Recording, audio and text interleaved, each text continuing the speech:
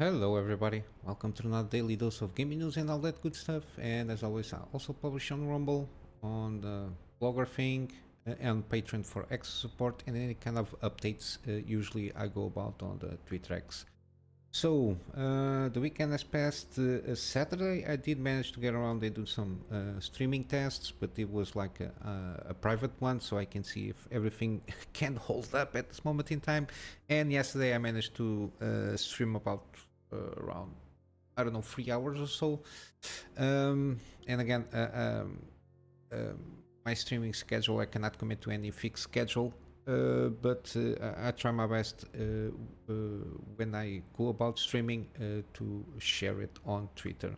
And again, just a reminder, I usually manage to stream still YouTube 4040p and on Rumble at 1080p, both 60 frames per second. I will try when I get around to receiving my power line to see if I can increase a little bit more the quality in terms of bitrate, at least.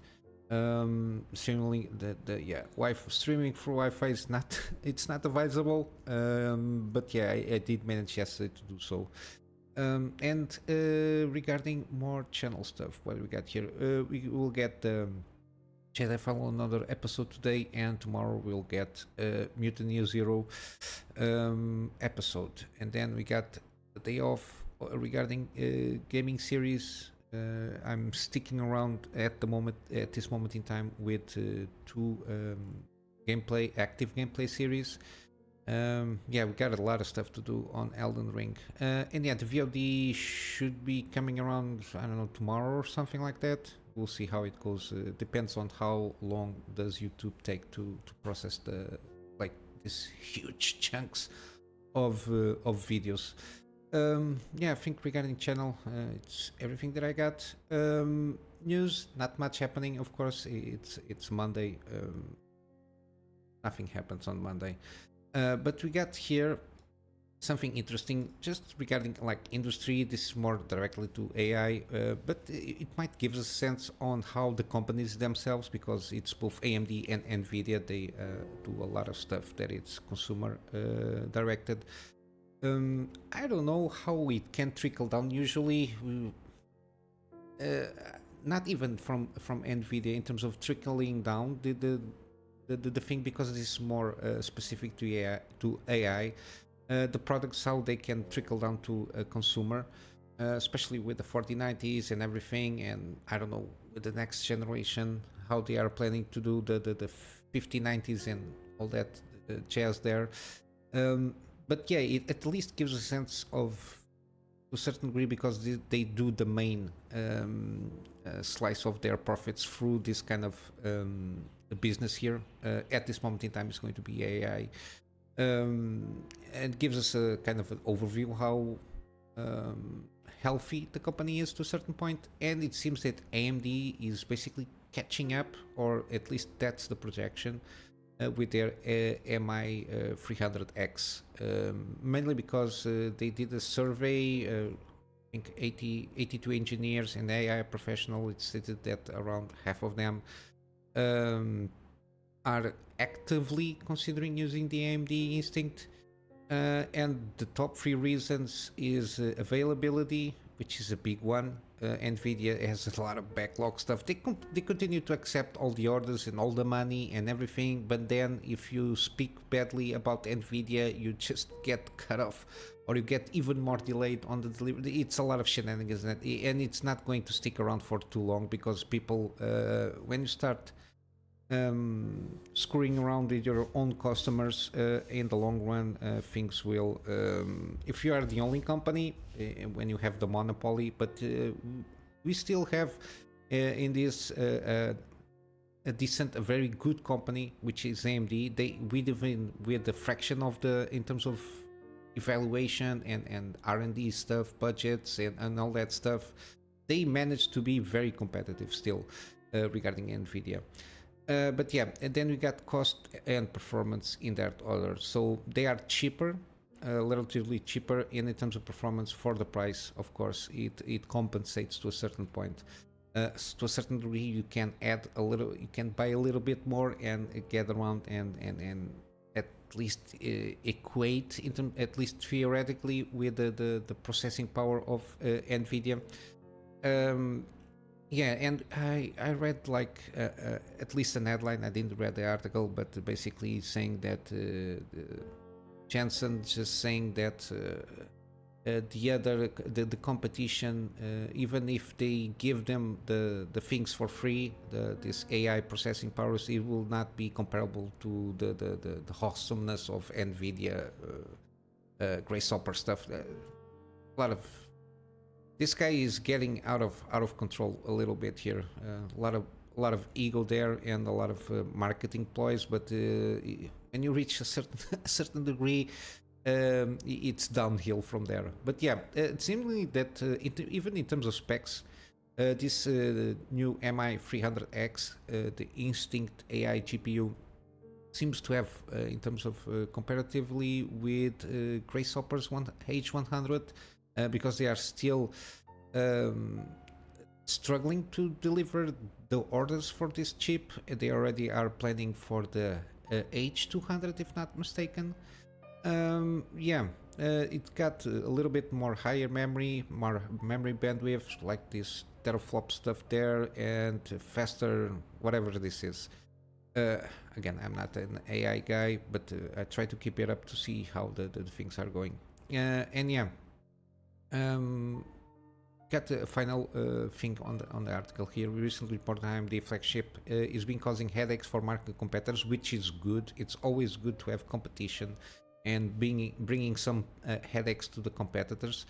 And not only that, the gains in terms of performance, as we see here on this little bullet point here, AMD has timed the release perfectly, again, because mainly NVIDIA is stuck with the weight of order, yeah, because they got a lot of order backlog still to deal with, which can hinder like acquisition of new clients, because if you cannot deliver the product, the potential clients will start looking for competition, and if the competition is reasonably good, they will go for the competition, because usually clients want the product like yesterday. And yeah, of course they didn't have a good start, AMD, but seems to be catching up with the launch of, or with the planned launch of the MI300X, which is good to see, mainly because of competition. Again, in the overall scheme of things, for me, AI, it's like every other tool that you have. If used correctly in the specific scenarios, I think it can be an excellent tool. But if you use AI for everything, it's like the hammer in the nail situation there. You start seeing everything as a nail, it's just hammering everything through, and it's not going to serve the purpose, or some cases will not be as good as it should be, due to several reasons that I will not get into it now. And then lastly, we got in gaming stuff here, we got Helldivers. Again, I'm not very on co-op stuff and or MMO stuff. I'm not. It's not for my thing, but I do like that this game is doing good. Similarly, is doing things correctly. It's very interesting how they went about it. The overall structure of the gaming storylines, they tie in very good with the gameplay. So got that thing with now you have Max, and you have Max basically because they this planet Tianquan. Again, I always press the goddamn things. The Tianquan planet there seems to be liberated, so I think how it works, you got some days there where you got to face the waves of I think there was one with robots and then the bug stuff, and if you manage to keep it above a certain level, the planet is liberated, then you have access to the things that the planet was manufacturing there. At least that's my perception of the game. And of course, it's very interesting how they go in terms of shooting mechanics. If you reload, you just lose the rounds that you have on your cartridge there, or your magazine, depends how you, I'm not sure the technical term of that. And of course the aiming there, you got the reticle of the weapon where you're aiming, but then how there is like a small delay and there is like a, it's very kind of more accurate in terms of how you shoot things. It's just you don't aim and shoot and you hit the target. It got some finesse to it, from what I understand. And of course, you got all the some big guns need like two players to go around together, and RPG stuff there, like that kind of weapons.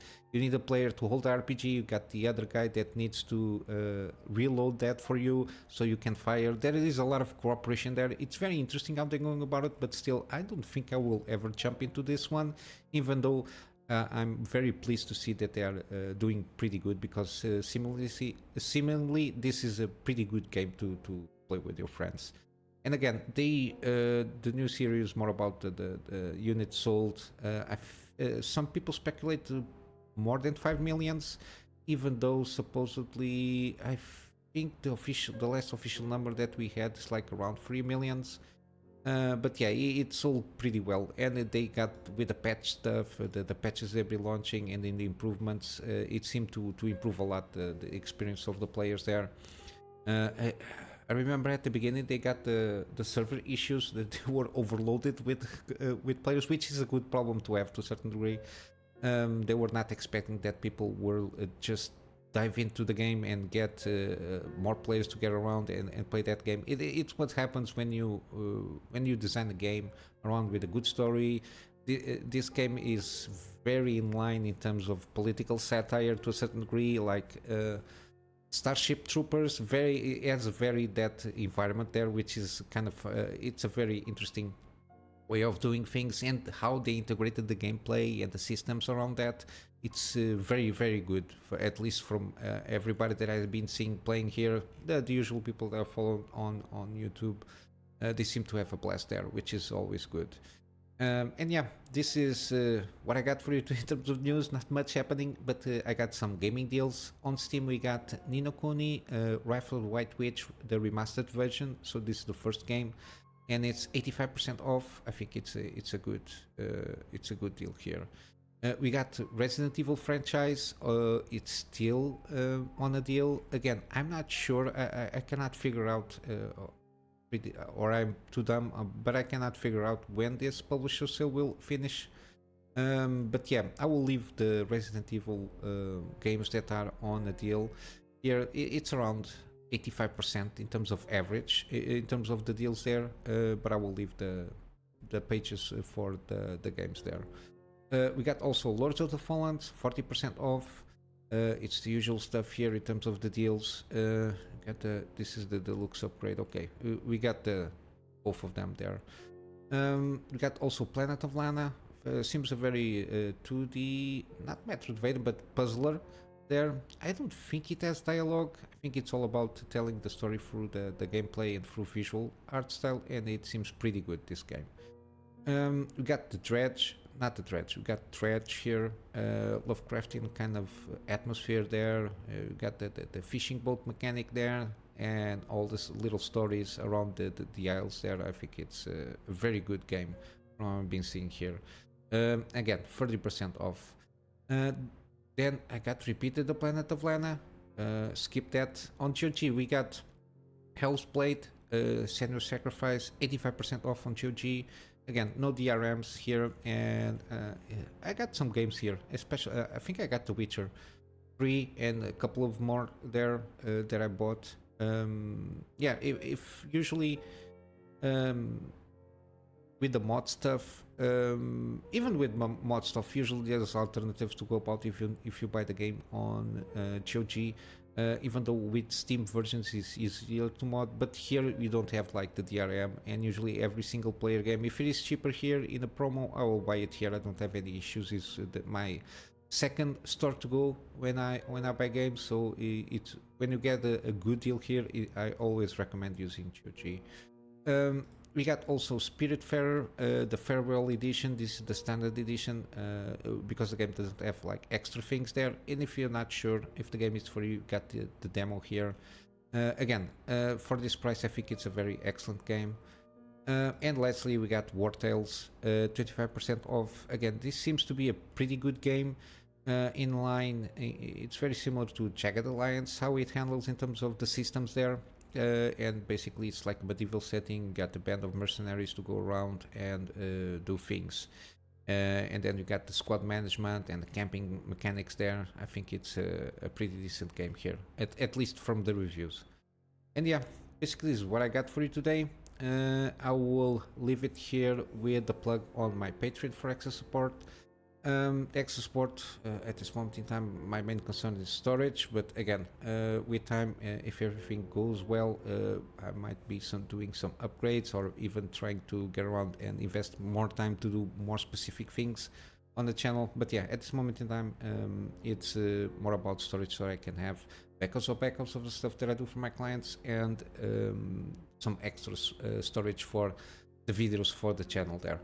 And yeah, basically this is it. I will see you in the next one. I hope you have a fun day, and until then, Kunamy Master out.